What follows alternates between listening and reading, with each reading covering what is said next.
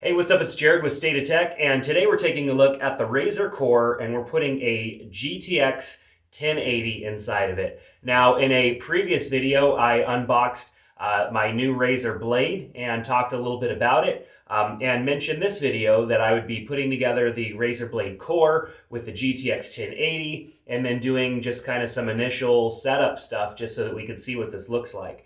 Now, as I unbox this, I just want to talk a little bit about why I care about this and why I decided to get one of these.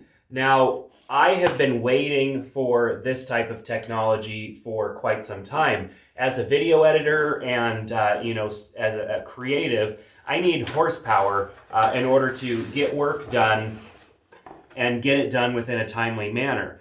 And I've always wanted desktop performance out of a laptop, and with the Razer Blade, the new Razer Blade with the 1060 in it, I'm definitely getting that. I mean, I'm getting really good performance so far out of that laptop.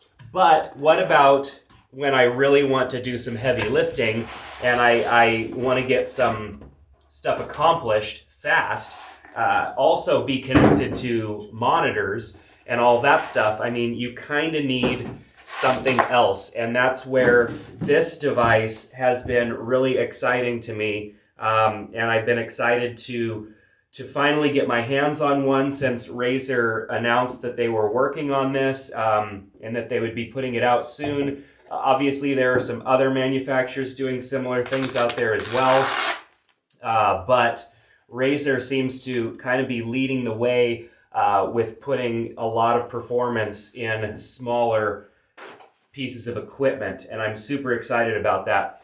The reason that I want this setup is it's hard for me to have a desktop and a laptop. I mean, we don't live in a world that's 100% synced yet. It's still expensive to live in that world where everything is the same across all of your systems.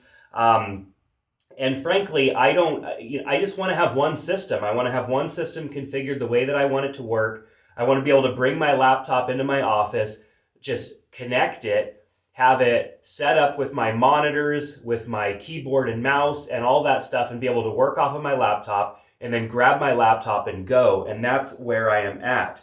So here we are with the Razer Blade Core. It has a couple of little covers here on the bottom just to kind of release the feet, or to give it some keeps it from slipping across your desk.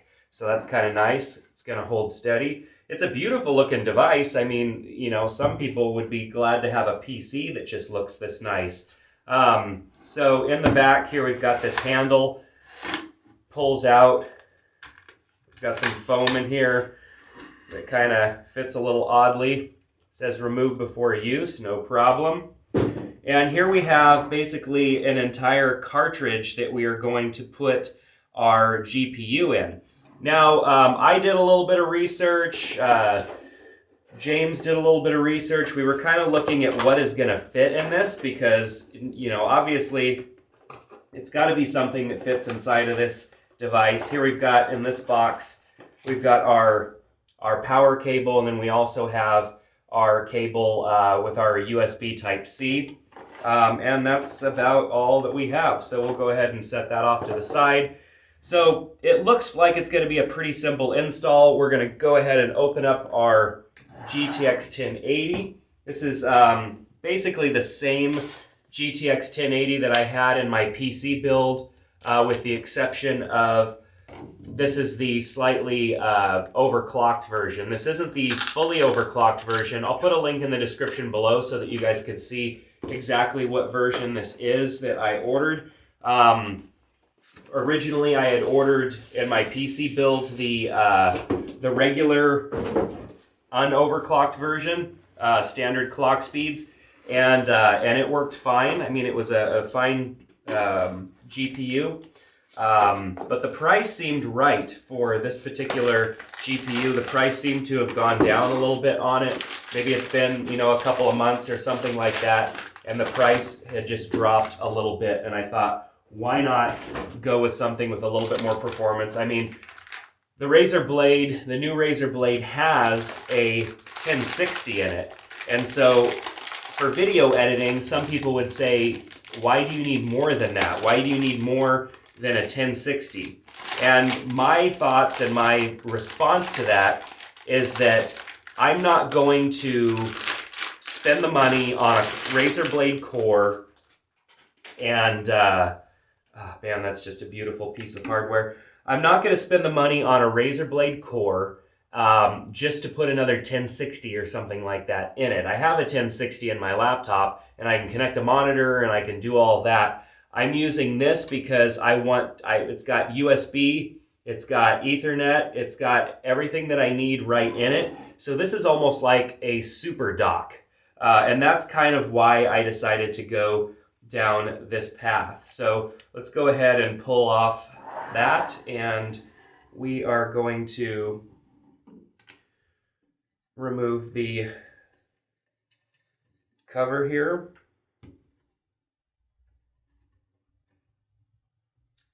Slide that guy out of there. It's a little stiff.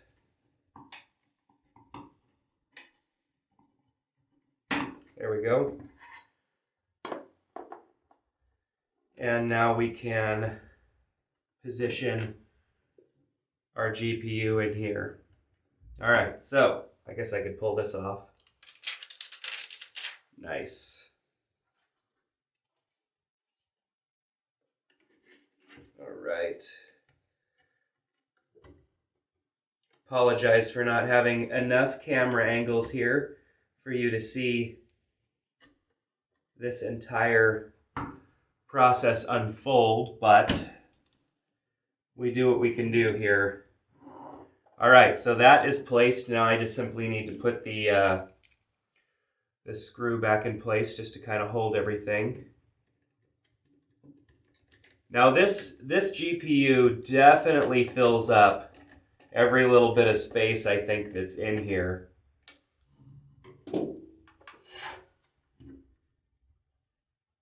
Very, very, very nice. So we've got our power connectors up top here.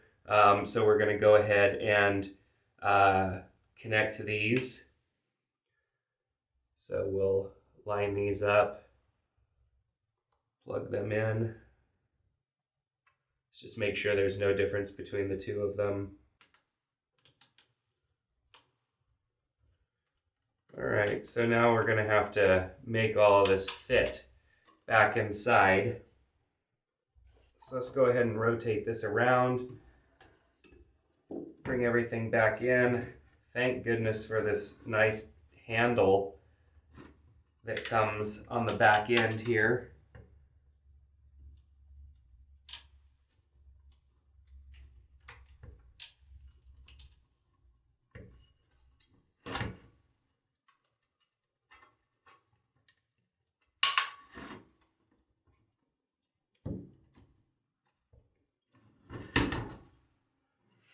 Now these cables, there is a latch up here on the top that connects right in here that kind of locks, and the latch is getting a little bit in the way of these cords. So we're gonna have to push these cords down a bit, and I hate to put that kind of pressure on this, but we're going to have to do it in order to get past that latch. And there we go. And locked into place. So let's take a look at the back of this unit here. What we have is USB, which is basically going to be coming through our USB Type-C into this, and it acts kind of like a dock. So we have our USB-C out of the laptop into this unit. That USB-C then branches out into 4 USB 3 type plugs, and so that's nice because I can connect some peripherals and some additional stuff to the back of this and use this kind of as a dock of sorts. And then we also have Ethernet in the back of this, so if I wanted to plug in Ethernet to kind of get that dedicated internet connection and not go wireless, I could do that, which I'm not going to worry about because I'm not really going to be using this for gaming, so I don't necessarily need that that connection that really high-speed connection. Plus, the Razer Blade has a really good Wi-Fi connection. In the back here, we also have the ports that come as part of the GTX 1080. We have 2 HDMI ports that also carry audio, and then we have 2 display ports, and then a DVI for those of you still rocking that DVI life. So anyways, what I'm going to be using this with is two Asus monitors that I've had for a while. They are the Pro Art Series monitors. They're pretty good. They're not 4K, which I may consider upgrading because of the resolution difference between my 4K or my QHD laptop and not having QHD monitors. But for right now, I'll be able to run dual displays using this. And what's going to be interesting is testing out the benchmarks and seeing how that works. So let's go ahead and power this up and plug it in and just see what our what initially happens here. So we'll go ahead, plug that in, plug the power in, and then take our USB Type-C, which of course is over on that side of my laptop. So let's go ahead and move some stuff out of the way here.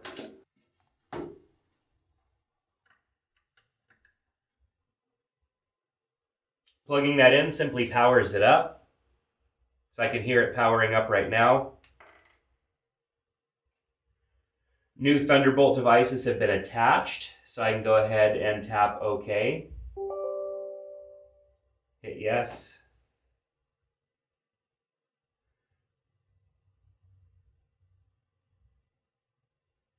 Choose Always Connect.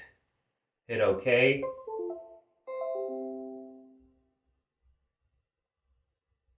And it says that our Razer Core is connected. So that was a very simple process. Of course, you have to have updated your software update on here. And actually now it says an update is available for Razer Synapse, which I'm going to need to go ahead and run. And that is Razer Core specific update that probably didn't need to come through, even though when I did use this laptop for the first time the other day, it did get an update, a software update, and so I figured I was probably running the most latest version of the software, but nonetheless I'm not because I didn't have a core attached.